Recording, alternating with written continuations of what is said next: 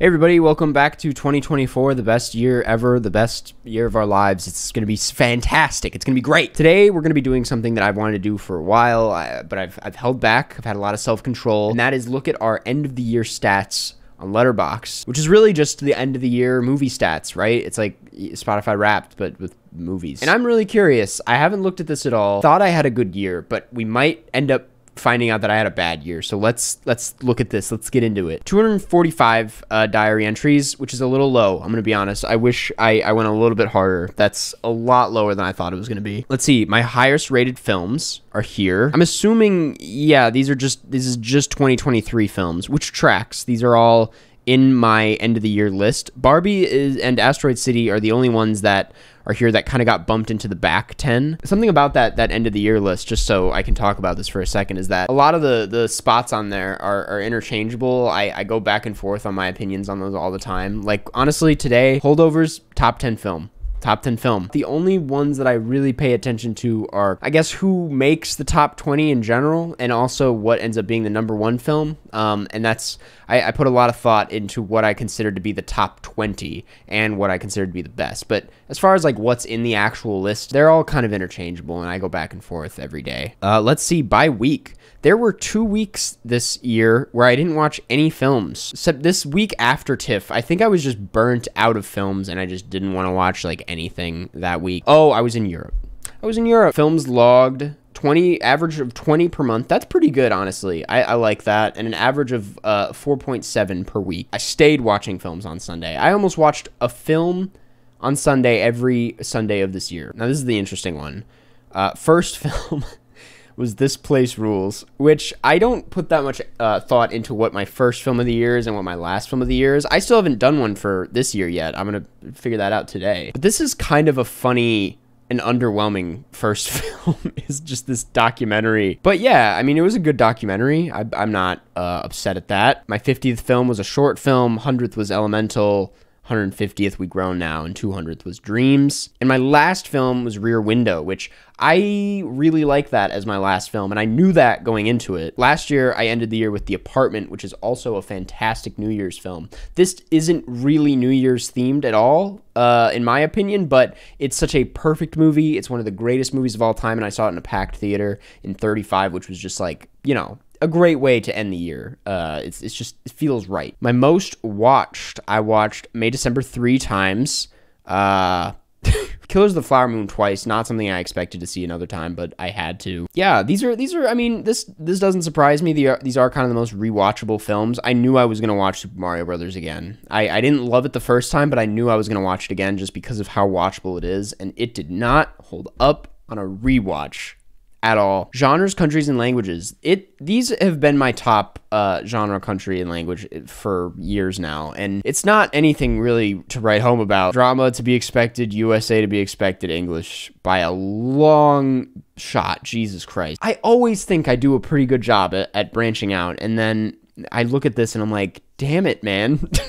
That's so bad. Only 16. That's crazy. That's crazy. Yeah, next year I want to do a bit better with action. I really slacked on action. I never saw the new John Wick. I still want to. I still plan to. Themes and nano genres. 13 kids and animation. I'm always amazed by this because I always feel like, again, I don't watch that many of the animated films that came out that year. It's like I always am lacking when the nominations come around, and I'm like, I don't know most of these. What are they? Does it tell me? Oh, Amelie, I guess, counts. The Royal Tenenbaums. Really? Mr. Fox, It's a Wonderful Life, sure. I guess that tracks. I'm just surprised that this is the most popular genre. I mean, I watched a decent amount, but this is crazy. Killing Sexual Naked. 9 films. This ought to be good. I mean, all I can think of is like Showgirls. Okay. Crash, Twin Peaks, Blow Up. Yeah, I guess I did watch a lot of those movies. This isn't a lot, but it's more than I would expect from Killing Sexual Naked. Interesting. Breakdown. 2023 releases. Older. That's pretty good. That's pretty... I actually think a lot of people, it's the opposite, and they only watch new releases, but I did watch a lot of the older stuff this year, and I'm proud of this. Watches, rewatches, that feels about right. Actually, that also surprised me. I feel like a lot of people rewatch more than they watch new stuff, so I'm happy to see this. Reviewed, not reviewed. This might be a first for me. I used to have this mentality with Letterboxd, and this would explain a lot about my activity on there, is that I felt like I had to leave a review for everything, even if I didn't have anything to say. And that's when you get just these really shitty, dumb reviews from me. And I kind of like, in the last 2 years or so, was like, you know what? I don't need to be doing that. I don't need to be taking up space like that. And I've just stopped reviewing when I don't really have much to say, or when I would rather say it in a video. And that sure shows here. I didn't review more than I reviewed, which is interesting. I added 52 things to my watch list, watched 32 from the list. That's pretty good. I feel like I never touch my watch list. I add stuff to it all the time. I never touch anything in there, but that's surprising. Most watched stars, Bradley Cooper at number 1. I guess he's tied for one with these two. Ray Fiennes, that is just because of all the Wes Anderson shorts. Yeah. And Wallace and Gromit, big year for Ray Fiennes. Bradley Cooper, I'm curious. I know, I'll predict it real quick. It's going to be Guardians of the Galaxy, Dungeons & Dragons, Maestro. I rewatched A Star is Born, and I don't know what the last one will be. Silver Linings Playbook. Yeah, I guess I did have a big Bradley Cooper year. After Nightmare Alley, I've just been so pro Bradley Cooper. I love what he's doing in Nightmare Alley so much. That is one of the most underrated films of this decade so far. This really was the year where he just kept showing up in stuff, and I was like, I guess good for him. And then who the fuck is this kid?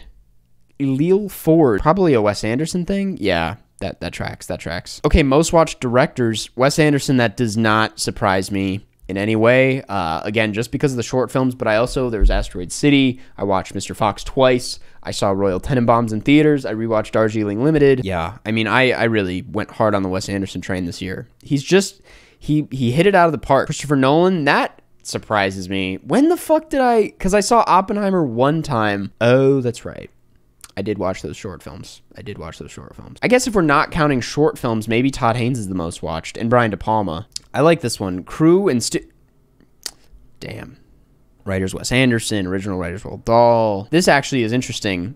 Who's Leslie Bricusse? Home Alone, Willy Wonka. All right. Charlie XCX twice. I know it's Bottoms and Barbie. Carol G twice. Puss in Boots and Barbie. These two are working. They are employed. Okay, my most liked review. My holes can take me anywhere.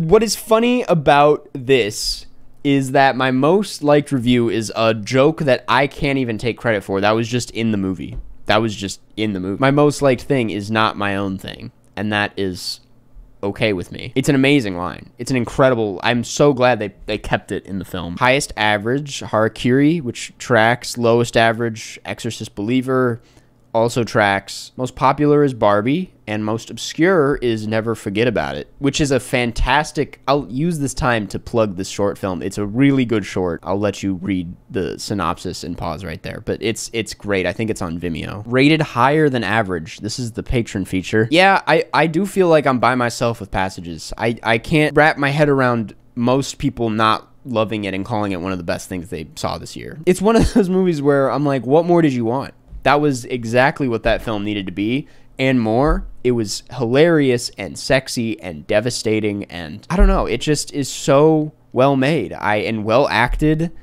It's incredible. Magic Mike XXL. I'm actually surprised by this. I feel like I went into this knowing that it's like a critically acclaimed thing and like a lot of people love it. I'm surprised that I'm in, I guess, the minority. T10, another one where I'm like, what were you expecting, you know? And then what else did you want from that? It was a perfect film. Infinity Pool can totally see this. I've said it before, and I'll say it again. It's incredibly misunderstood. I don't know. It's so much more than just a shitty Eat the Rich movie and like a shitty elevated horror type movie. It's like, I think it's actually genuinely scary and interesting and really funny. Old Joy, people are just wrong about that. Why? What are you talking about? 3.75. And Climax, you know, I can see at this point, I think it's gained such a following where there are people like myself who will die for this film and love this film so much and have spread the word on it to a point where it's like you hype it up as like the greatest thing ever, and then people who aren't into it watch it and they're like, what the fuck was that? And I can see the 3.78. That's fair. But to me, perfect film. Perfect.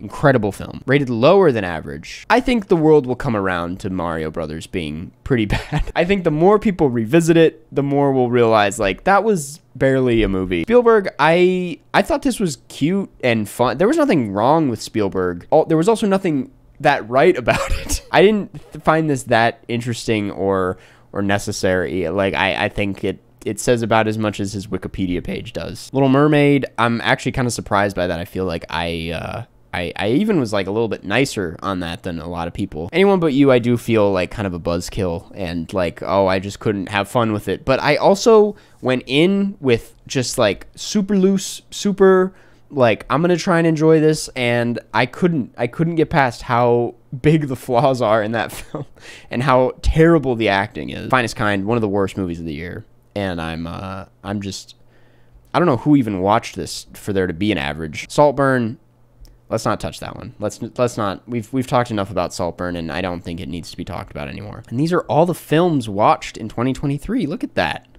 Look at that. World map. This is the part I was dreading. This is bad. I'm gonna be honest. This is bad. This is not what we wanted. I didn't go that hard with the international films this year, and that's on me. And I've done a lot better in the past, and this year it's like, damn, man, that's a lot of gray. I also will out myself right now and say I didn't watch, I think, any new documentaries this year besides like some shitty like HBO docs. But like, I was asked to vote in the Discussing Film Awards thing and send in some nominations, and when I got to the documentary section, I was like, I haven't seen any documentary this year, and that's really bad. That's really bad, especially because last year one of my favorite films of the year was a documentary. So it's like, I have some serious catching up to do, and I'll own up to that right now. Highly rated films you're yet to see. You know what? I do want to see this fucking Taylor Swift movie. I will see it. Okay? Perfect Days, I want to see it so bad. And Zone of Interest, I would love to see this movie. I know I'm going to see this movie. Just the world does not want me to see this movie. Why are there no showtimes? Highest rated with your friends. Cool. And now those are my stats. That was a lot more than I was expecting. I had way more to say about that than I thought I would. But I would say it was a decent year. It was a decent year. Let me bring myself up here. Again, I think if I have any like movie New Year's resolutions, it is definitely to branch out and watch a lot more international stuff this year. Definitely watch a lot more documentary. I really did not go that hard this year. And just in general, watch more. I watched a lot in December, and you know, you go through these periods where it's like you really want to watch stuff, and then sometimes it's like putting on a movie is so difficult. And you're like, that's not at all what I feel like doing right now. But then once I do watch a movie, I always end it and I'm like, let's watch 2 or 3 more movies right now. Let's just keep the party going. And that's the attitude I'm going into 2024 with, is that I am just gonna soak it up and watch as much shit as humanly possible. And maybe I'll eat these words this time next year, but I'm really excited. Thanks for watching. Feel free to drop your own stats in the comments below or whatever. Hope you guys have a fantastic 2024, and I will see you in the next one. Bye-bye.